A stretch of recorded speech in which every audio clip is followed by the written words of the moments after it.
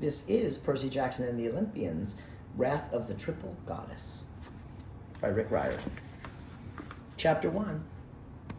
I have an accident in the principal's office. October, best month ever. The air was crisp, the leaves were changing colors in Central Park, and my favorite food cart on 86th Street was serving pumpkin spice burritos. On top of all that, I had zero recent trouble from my mythological world. No gods had knocked on my door demanding that I run their errands. No monsters had tried to kill me. For 3 blissful weeks, I've been a normal senior in high school. And when you're the demigod son of Poseidon, normalcy is a nice change of pace, even if it comes with a side of homework and weekend tutoring. You may be wondering, why would a powerful demigod in the last year of high school need trivial help like weekend tutoring? Maybe you haven't met me. For starters, I'm dyslexic with ADHD. Little things like reading and paying attention are tougher for me than, say, leaping out of a classroom window to fight a fire-breathing boar. Weirdly, teachers don't grant extra credit for slaying monster pigs. Also, I'd missed my entire junior year, thanks to some business we won't get into, Hera, on account of some meddling gods, Hera, for reasons of a cosmic apocalypse, Hera. So there I was at alternative high school, the only place that would let me complete a diploma in time to attend college with my girlfriend. In order to make up for all the credits I missed through no fault of my own, Hera, I had to take weekend courses. On Saturdays, I had a dual-credit Spanish class with Dr. Hernandez at the Borough of Manhattan Community College. Sundays, I took an online chemistry class. Monday mornings, when I really needed a break, I'd stumble into school with a throbbing headache and try to get through my regular classes without letting my brain leak out of my ears. Every once in a while, my school counselor, Eudora, would step out of her office and give me a thumbs up. You're doing great. But mostly she left me alone. She was secretly a Nereid, working for my father. I think I made her nervous. Either that or she was afraid to ask how my college recommendations were coming along. I'd done a quest for Ganymede and gotten a letter from him, but I still needed endorsements from 2 more Greek gods if I wanted to get into New Rome University. And they weren't going to come for free, of course. My application deadline was approaching and things had been quiet. Too quiet. In fact, things were so quiet I fell asleep in English class and didn't realize it until the teacher stood right over me and said, Percy? I jolted awake. Luckily, I didn't draw my sword.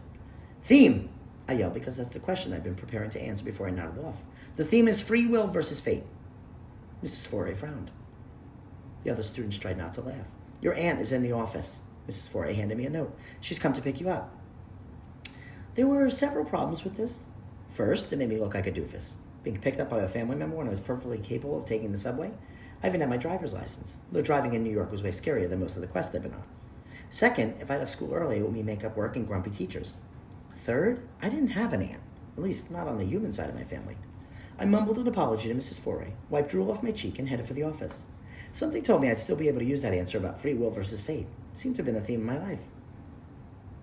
When I passed the counsel's office, Eudora stuck her head out looking startled. Hi, I said, you know anything about... Shh! I'm not here! She closed the door. That was a little weird, even for her. I wondered if Nereids were like groundhogs. Maybe if they saw their shadows when they poked their heads out of their dens, it meant 6 more weeks of hibernation. When I got to the reception desk, the secretary was standing there, frozen, staring at nothing. She pointed at the principal's office and murmured, They are waiting. Entranced secretary. Probably not a good sign. I rapped my knuckles on the principal's door. It creaked open. Inside, Dr. Samuel sat motionless at her desk, her eyes glassy. Next to her stood a middle-aged woman in a dark sleeveless gown. A chain of diamonds glittered around her neck. Her hair was a thicket of black tufts, wreathed in a halo of green fire. Flaming hair? Definitely not a good sign. Ah, good, said the woman in black. She glanced at the principal. You may leave us now. Dr. Samuels rose and wandered off, closing the door behind her. I imagine my school administrators were going to get pretty tired of having their jobs taken by mythological beings. First, Eudora became my guidance counselor. Now this woman in black was moving into the principal's office. One of these days, I was going to find that our athletic director had been replaced by a poised and breathing dragon. Though on second thought, I'm not sure anyone would notice the difference. The woman in black settled into the principal's chair. She smoothed her hands across the armrest as if assessing her new throne. She seemed to find it satisfactory. Before she could start laughing maniacally or monologuing about how the school is now hers, all hers, I decided I'd better speak. Hi, I said. I have a way with words. You may continue to stand, Percy Jackson. She ran her fingers lovingly across the clip-chipped Formica desk. I do not anticipate this will take long. I tried not to dwell on the many ways she could kill me instantly. And you are... I didn't mean to sound rude. Sometimes the gods just don't think to introduce themselves. And I was beginning to suspect this lady was in the god category of the super powerful, annoying things. Her onyx eyes glittered. She sat forward and laced her fingers, looking more like a principal than my real principal ever had. You may call me the Torchbearer, the Starwalker, the Night Wanderer, and the Disturber of the Dead, the daughter of Perseus and Asteria and Triple Goddess. Uh-huh, I said, still clueless. You're probably thinking, Percy, you've been dealing with the Greek gods for years. How could you not know her? The thing is, immortals are always changing their appearance. And there are hundreds of Greek gods. Also, they're reluctant to give you straight answers. It's never, hi, I'm Zeus. It's always, I am the Thundermaker, the paranoid patriarch, heavenly adulterer, lightning breeches, king of luxurious beard products. The triple goddess thing did spark a memory somewhere in the back of my mind, but Greek mythland is full of triple goddesses. The Fates, the Grey Sisters, the Furies, Destiny's Child. I couldn't keep track of all of them. I waited for the goddess to elaborate. That seemed like the safest thing to do. She frowned. Maybe she was irritated that I didn't grovel or burn an offering or something. I am Hecate, she said, loud and slow, goddess of magic, crossroads, necromancy. My tongue turned to sand. I'd never formally met Hecate, but I knew her work. I remember her from such hits as, I joined Cronus during the Battle of Manhattan, but then switched sides, and I helped her friend Hazel fight a giant, but only after I knew the giants would lose. Hecate had always struck me as a team player, as soon as she was sure which team would win. Right, I said, Lady Hecate. My continued lack of groveling did not seem to please her. Well, she was going to have to deal with it. I wasn't much of a groveler. I assume you've had a restful few weeks, she asked. The other gods have left you alone as I requested? Wait, as you requested? She waved her hand like she was clearing smoke. I told them to stay away from you. I couldn't risk you getting damaged or killed before you undertook my quest. My fingernails cut grooves into my palms. I remembered something my girlfriend Annabeth had once told me. Always count to 5 before saying something in anger to a divine being. This would theoretically reduce my chances of being turned into a smoldering heap of charcoal briquettes. I managed to count to 2. There were other gods who wanted to give me quests? Oh yes, several. And you told them you were off limits. I needed you fresh for this week. A few ancient Greek cuss words floated through my mind. I only needed 2 more recommendation letters. Apparently I could have gotten them both by now, except Hecate had snatched me from the jaws of success. This time I counted to 3 before responding. I was improving. And these other quests would have been unworthy of your time, Hecate insisted. Fetching a box of cupcakes for Aphrodite, a day of water skiing with Hermes, it's all too easy. Water skiing and cupcakes? I decided not to scream because if Hecate was scary enough to keep all the other gods away from me, she was scary with a capital scare. And your quest is worthy of my time? Absolutely. Your test shall be... Well, hold on. In the back of my mind, a red light flashed. A warning. A memory? Something Eudora had told me. Oh, right. My counselor had told me I need to request dual credit before I undertake a quest, I said. So, like if I have to do favors for other gods along the way, they can write my recommendation letters too. Hecate spread her arms generously. That's no problem. Great. Because no other gods will be involved what I'm asking you to do, so it won't matter. She beamed like she was waiting for a thank you. What's the quest? I grumbled. Pet sitting. Excuse me? Pet sitting. Starting tonight through Friday evening, you'll stay at my house and watch my animals. As you know, this is an important time of year for me. Because, Friday, Halloween? It made sense that the goddess of creepy stuff would have the date circled on her calendar. The only problem was my friends and I had already had plans for Friday. Alas, Hecate sighed, my sacred days used to happen at the end of every month. I would travel the world collecting gifts that my worshippers left for me on their doorsteps.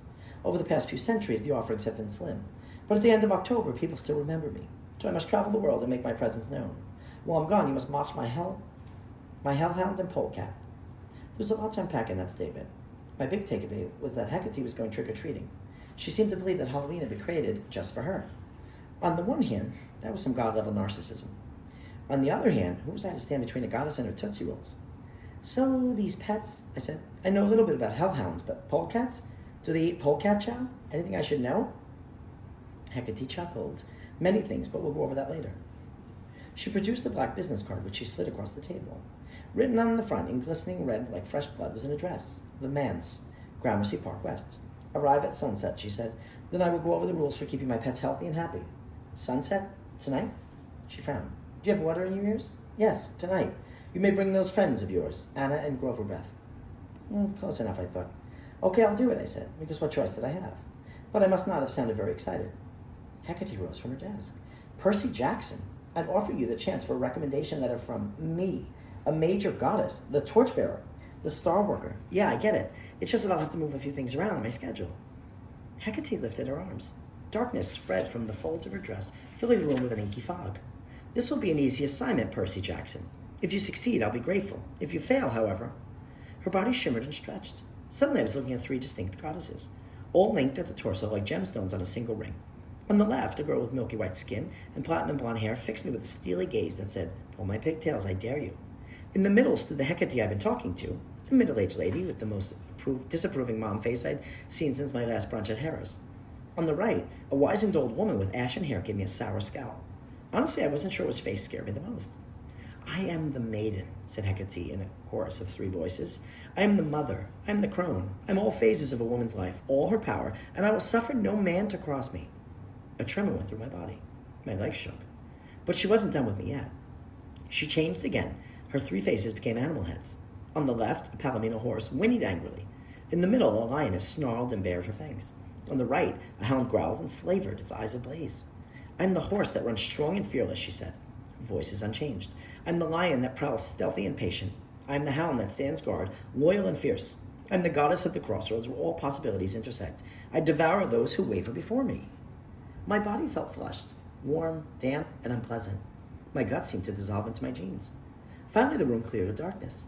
Before me stood Hecate in a single form, the way she'd been at the beginning. She gave me a tight smile, probably because she could see that she made her point. See you tonight, then, she said. Ciao. In a burst of green fire, she disappeared, leaving nothing behind her but the smell of burning animal hair. I stared at Dr. Samuel's education degrees framed on the wall. When I felt like my legs could move again, I wobbled out of the office. I needed to finish my school day. I needed to contact Annabeth and Grover. But first, I needed to go to the gym locker and change my undershorts.